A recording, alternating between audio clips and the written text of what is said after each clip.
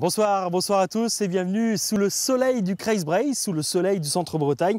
Nous sommes ici depuis 3 jours et nous avons eu l'occasion de voyager dans ce Centre-Bretagne entre Côte d'Armor, Finistère et Morbihan. Et tout ce trajet, nous allons le faire vivre, avec vous ce soir sous forme d'une sorte de carnet de voyage à l'occasion du Kruisbreis Elite, le KBE. Alors qu'est-ce que c'est que le KBE? C'est une course cycliste internationale qui est née ici dans le Centre-Bretagne il y a à peu près une vingtaine d'années. Et cette année, écoutez, des équipes internationales, des professionnels, des coureurs étrangers bien connus sont venus ici en découdre. Ils sont venus des Pays-Bas, ils sont venus de Belgique, ils sont venus d'Irlande et bien entendu également de Bretagne. Alors sachez que c'est un Danois qui l'a emporté, le Danois André Stinsen. Il a dominé la course de bout en bout. Et nous, c'est vrai que bien entendu, nous avons suivi cette course ici sur les routes du Kruisbreis, du Centre-Bretagne, et nous avons fait de très belles, de jolies rencontres et nous allons tout de suite vous les faire partager en selle. Le Kruisbreis Elite, le KBE, c'est un tour cycliste du Centre-Bretagne entre Finistère, Morbihan et Côte d'Armor. L'occasion de suivre une course internationale de haut niveau en plein été. L'occasion aussi de redécouvrir des richesses par trop méconnues, comme par exemple les halles du Fawet, des halles du 16e que le peloton n'a même pas eu le temps de regarder. Cette première étape se terminait à Plouray, jour de fête pour les fans de vélo. Ici, on se trouve dans un petit lieu-dit qui s'appelle Tourlaouen. C'est un petit quartier où les gens aiment bien pratiquer le vélo. Donc, j'ai voulu montrer un petit peu ma passion pour le vélo. Jour de fête également dans cette commune qui souffre depuis déjà quelques semaines. Plouray compte en effet sur son territoire l'une des usines du groupe Doux. La commune vit un petit peu dans un moment difficile, dans la crainte un peu de la perte d'emploi. Donc le vélo, ça fait penser à autre chose un petit peu. Voilà, ça fait oublier le stress du travail, des soucis sociaux.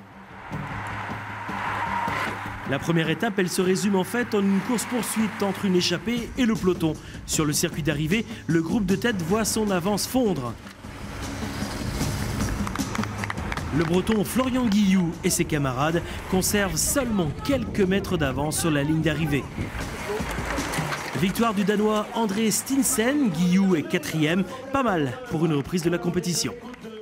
Quand on ne court pas depuis longtemps, on passe le cap des 150 bornes, on sent par rapport à ceux qui ont fait tout le mois de juillet qu'il manquait de choses quand même et j'avais pas la force pour faire la différence dans le final, quoi. Et je pense aller de mieux en mieux au fil des jours. C'est une course de préparation aussi pour la suite, pour gros mois d'août qui est chargé pour toute l'équipe. Et c'est donc le Danois André Stinsen qui devient leader. Hier matin, place au contre-la-montre entre Carhaix et Cléden, l'exercice de prédilection des coureurs en forme. Il avait 200 km d'échappée dans les jambes, il est parti sous la pluie et pourtant, le leader danois a remis ça. Nouvelle victoire sur le site du Vélodrome de Cléden. Cette étape, c'était aussi l'occasion de rappeler que le Centre-Bretagne possède là un outil de grande qualité. Je voudrais qu'il soit incitatif à plus de jeunes qui les amènent vers le cyclisme, quoi. Donc j'ai envie de le mettre en avant. Il y a beaucoup de jeunes peut-être qui ne sont pas au courant qu'il existe ce genre de choses. Donc pourquoi pas? Hier après-midi, attention, étape difficile entre Plouguer-Nivelle et Pleu-Erdut, avec notamment le passage du célébrissime mur de Bretagne. Heureusement pour les suiveurs, il y a parfois des petites haltes, de bonnes surprises préparées par les familles qui attendent le passage du Kruisbreis Elite. Alors aujourd'hui à Croix-l'Envorche, le cidre de François Keverland. Il est bon, il est tout fait maison. Et c'est le papa qui fabrique, et c'est les enfants qui boivent. Et à consommer. Alors, vive Pleur-Dut et vive la course. À la vôtre. Pas de cidre pour les coureurs, champagne par contre pour l'équipe Côte d'Armor Marie Morin. À Pleu-Erdut, Erwan Corbel fausse compagnie au sprinter et gagne la 3e étape. Ce lundi, dernière étape entre Carhaix et le célèbre circuit du Mignou à Rostrenain. À l'image de Florian Guillou et de Mathieu Alléguin, les Bretons ont tout tenté pour essayer de décrocher le leader danois. Course de mouvement sur le circuit de Rostrenain, les attaques se multiplient, mais aucun groupe ne parvient à creuser l'écart. Dans le dernier tour, on assiste à un regroupement général et c'est donc le néerlandais Moreno Hofland qui s'impose sur les hauteurs de Rostronin. Au général, il a tenu bon, les fleurs pour André Stinsen. Allez, on se retrouve tout de suite avec le vainqueur de ce KBE, de ce Kreiz-Breizh Elite 2012. René, racontez-nous, ça a été finalement assez simple pour vous. C'est du moins l'impression qu'on a. C'est jamais simple, mais oui, on a bien contrôlé et on n'a pas paniqué. J'avais des confiances en mes coéquipiers qu'ils pouvaient le contrôler. Et oui, ils sont bien faits.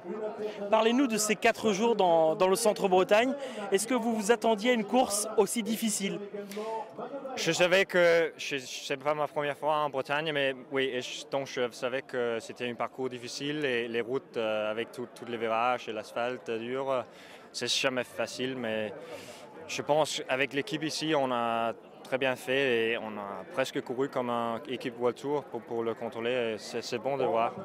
Alors, il y a des choses qu'on ne comprend pas avec vous. Déjà, on ne vous connaît pas bien, il faut être très honnête. Et ensuite, mais comment parlez-vous français aussi bien? J'ai étudié au lycée pendant 3 années, donc j'ai appris. Alors, vous gagnez la première étape avec 200 km d'échappée. Le lendemain, vous partez sous la pluie. Vous gagnez quand même le contre-la-montre. Mais attendez, mais qu'est-ce que vous faites sur ces équipes, sur ces courses de ce niveau-là? J'espère l'année prochaine de revenir sur World Tour, mais ouais. Mais on va voir. L'équipe est à remercier. L'équipe, il faut lui tirer un grand coup de chapeau. Oui, et je dois les remercier pour tout ce qu'ils ont fait aujourd'hui. C'était fantastique.